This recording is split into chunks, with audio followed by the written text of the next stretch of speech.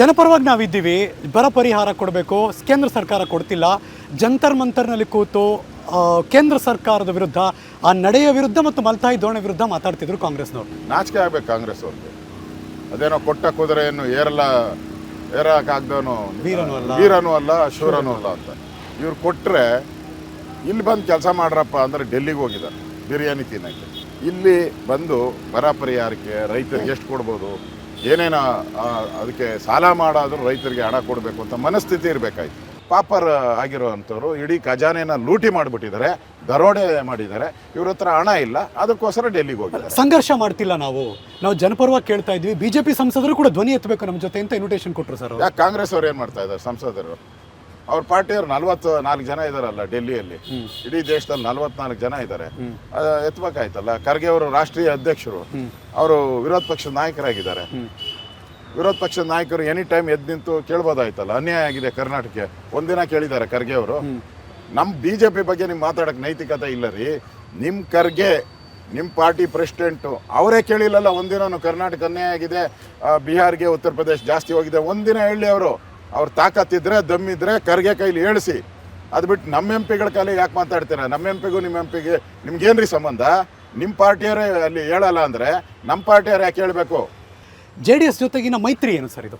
Party ನಮ್ಮ ಕೇಂದ್ರ ನಾಯಕತ್ವ JDS ಜೊತೆ ಹೊಂದಾಣಿಕೆ ಮಾಡ್ಕೊಳ್ಳೋ ಅಂಥದ್ದು ಮಾಡಿದ್ದಾರೆ. ನಮಗೂ ಕೂಡ ಪೂರ್ಣ ಹೃದಯದಿಂದ ಅವ್ರನ್ನ ಸ್ವಾಗತ ಮಾಡಿದಿರಿ.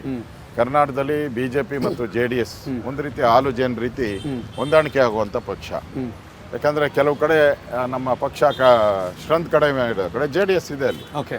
ಸೊ ಇವೆರಡೂ ಒಟ್ಟಿಗೆ ಆಗೋದ್ರಿಂದ ನಾವು ಮೊದಲೆಲ್ಲ ಒಂದು 20-23 ಸ್ಥಾನ ಗೆಲ್ಲಬೇಕು ಅಂತಾದ್ರಿ. ಈಗ 28ಕ್ಕೆ 28 ಗೆಲ್ಲುವಂಥ ಒಂದು ಸ್ಥಿತಿಗೆ ಭಾರತೀಯ ಜನತಾ ಪಕ್ಷ ಬಂದಿದೆ. ಜನಪರವಾಗಿ ನಾವಿದ್ದೀವಿ. ಬರ ಪರಿಹಾರ ಕೊಡಬೇಕು, ಕೇಂದ್ರ ಸರ್ಕಾರ ಕೊಡ್ತಿಲ್ಲ. ಜಂತರ್ ಮಂತರ್ನಲ್ಲಿ ಕೂತು ಕೇಂದ್ರ ಸರ್ಕಾರದ ವಿರುದ್ಧ, ಆ ನಡೆಯ ವಿರುದ್ಧ ಮತ್ತು ಮಲ್ತಾಯಿ ಧೋರಣೆ ವಿರುದ್ಧ ಮಾತಾಡ್ತಿದ್ರು ಕಾಂಗ್ರೆಸ್ನವರು. ನಾಚಿಕೆ ಆಗ್ಬೇಕು ಕಾಂಗ್ರೆಸ್ ಅವ್ರಿಗೆ. ಅದೇನೋ ಕೊಟ್ಟ ಕುದುರೆಯನ್ನು ಏರಕ್ಕಾಗ್ದವನು ವೀರನೂ ಅಲ್ಲ ಶೂರನೂ ಅಲ್ಲ ಅಂತ.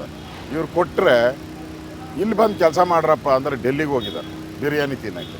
ಇಲ್ಲಿ ಬಂದು ಬರ ಪರಿಹಾರಕ್ಕೆ ರೈತರಿಗೆ ಎಷ್ಟು ಕೊಡ್ಬೋದು, ಏನೇನು ಅದಕ್ಕೆ ಸಾಲ ಮಾಡಾದರೂ ರೈತರಿಗೆ ಹಣ ಕೊಡಬೇಕು ಅಂತ ಮನಸ್ಥಿತಿ ಇರಬೇಕಾಯ್ತು. ಪಾಪರ್ ಆಗಿರೋವಂಥವ್ರು ಇಡೀ ಖಜಾನೆನ ಲೂಟಿ ಮಾಡಿಬಿಟ್ಟಿದ್ದಾರೆ, ದರೋಡೆ ಮಾಡಿದ್ದಾರೆ. ಇವ್ರ ಹತ್ರ ಹಣ ಇಲ್ಲ, ಅದಕ್ಕೋಸ್ಕರ ಡೆಲ್ಲಿಗೆ ಹೋಗಿದ್ದಾರೆ. ಸಂಘರ್ಷ ಮಾಡ್ತಿಲ್ಲ, ನಾವು ಜನಪರವಾಗಿ ಕೇಳ್ತಾ ಇದ್ವಿ. ಬಿಜೆಪಿ ಸಂಸದರು ಕೂಡ ಧ್ವನಿ ಎತ್ತಬೇಕು ನಮ್ಮ ಜೊತೆ ಅಂತ ಇನ್ವಿಟೇಷನ್ ಕೊಟ್ಟರು ಸರ್. ಯಾಕೆ ಕಾಂಗ್ರೆಸ್ ಅವ್ರು ಏನು ಮಾಡ್ತಾ ಇದ್ದಾರೆ? ಸಂಸದರು ಅವ್ರ ಪಾರ್ಟಿಯವ್ರು 44 ಜನ ಇದಾರಲ್ಲ ಡೆಲ್ಲಿಯಲ್ಲಿ, ಇಡೀ ದೇಶದಲ್ಲಿ 44 ಜನ ಇದ್ದಾರೆ. ಎತ್ತಬೇಕಾಯ್ತಲ್ಲ. ಖರ್ಗೆ ಅವರು ರಾಷ್ಟ್ರೀಯ ಅಧ್ಯಕ್ಷರು, ಅವರು ವಿರೋಧ ಪಕ್ಷದ ನಾಯಕರಾಗಿದ್ದಾರೆ.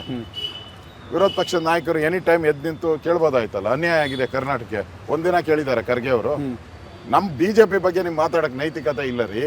ನಿಮ್ಮ ಖರ್ಗೆ, ನಿಮ್ಮ ಪಾರ್ಟಿ ಪ್ರೆಸಿಡೆಂಟು ಅವರೇ ಕೇಳಿಲ್ಲಲ್ಲ ಒಂದಿನ ಕರ್ನಾಟಕ ಅನ್ಯಾಯ ಆಗಿದೆ, ಬಿಹಾರ್ಗೆ ಉತ್ತರ ಪ್ರದೇಶ ಜಾಸ್ತಿ ಹೋಗಿದೆ. ಒಂದಿನ ಹೇಳಿ ಅವರು, ಅವ್ರ ತಾಕತ್ತಿದ್ರೆ ದಮ್ಮಿದ್ರೆ ಖರ್ಗೆ ಕೈಲಿ ಹೇಳಿಸಿ. ಅದು ಬಿಟ್ಟು ನಮ್ಮ ಎಂ ಪಿಗಳ ಕೈಲಿ ಯಾಕೆ ಮಾತಾಡ್ತೀರಾ? ನಮ್ಮ ಎಂ ಪಿಗೂ ನಿಮ್ಮ ಎಂ ಪಿಗೆ ನಿಮ್ಗೇನ್ರಿ ಸಂಬಂಧ? ನಿಮ್ಮ ಪಾರ್ಟಿಯವರೇ ಅಲ್ಲಿ ಹೇಳಲ್ಲ ಅಂದರೆ ನಮ್ಮ ಪಾರ್ಟಿಯವ್ರು ಯಾಕೆ ಹೇಳಬೇಕು? JDS ಜೊತೆಗಿನ ಮೈತ್ರಿ ಏನು ಸರ್ ಇದು? ಪಾರ್ಟಿ ನಮ್ಮ ಕೇಂದ್ರ ನಾಯಕತ್ವ JDS ಜೊತೆ ಹೊಂದಾಣಿಕೆ ಮಾಡ್ಕೊಳ್ಳೋ ಅಂಥದ್ದು ಮಾಡಿದ್ದಾರೆ. ನಮಗೂ ಕೂಡ ಪೂರ್ಣ ಹೃದಯದಿಂದ ಅವ್ರನ್ನ ಸ್ವಾಗತ ಮಾಡಿದಿರಿ. ಕರ್ನಾಟಕದಲ್ಲಿ ಬಿಜೆಪಿ ಮತ್ತು JDS ಒಂದು ರೀತಿ ಹಾಲು ಜೇನ್ ರೀತಿ ಹೊಂದಾಣಿಕೆ ಆಗುವಂಥ ಪಕ್ಷ.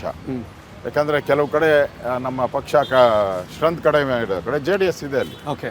ಸೊ ಇವೆರಡೂ ಒಟ್ಟಿಗೆ ಆಗೋದ್ರಿಂದ ನಾವು ಮೊದಲೆಲ್ಲ ಒಂದು 20-23 ಸ್ಥಾನ ಗೆಲ್ಲಬೇಕು ಅಂತಾದ್ರಿ. ಈಗ 28ಕ್ಕೆ 28 ಗೆಲ್ಲುವಂಥ ಒಂದು ಸ್ಥಿತಿಗೆ ಭಾರತೀಯ ಜನತಾ ಪಕ್ಷ ಬಂದಿದೆ. ಅನುಕ್ಷಣದ ಸುದ್ದಿಗಳಿಗಾಗಿ ವಿಸ್ತಾರ ನ್ಯೂಸ್ ಯೂಟ್ಯೂಬ್ ಚಾನೆಲ್ ಸಬ್ಸ್ಕ್ರೈಬ್ ಮಾಡಿ. ಹೊಸ ಸುದ್ದಿಗಳ ನೋಟಿಫಿಕೇಶನ್ಗಾಗಿ ಬೆಲ್ ಐಕಾನ್ ಕ್ಲಿಕ್ ಮಾಡಿ. ಲೇಟೆಸ್ಟ್ ಅಪ್ಡೇಟ್ಸ್ಗಾಗಿ www.vistaranews.com ವೆಬ್ಸೈಟ್ಗೆ ವಿಸಿಟ್ ಮಾಡಿ. ಅಂಗೈಯಲ್ಲೇ ಜಗತ್ತಿನ ಸುದ್ದಿ ತಿಳಿಯಲು ವಿಸ್ತಾರ ನ್ಯೂಸ್ ಕನ್ನಡ ಆಪ್ ಡೌನ್ಲೋಡ್ ಮಾಡಿ.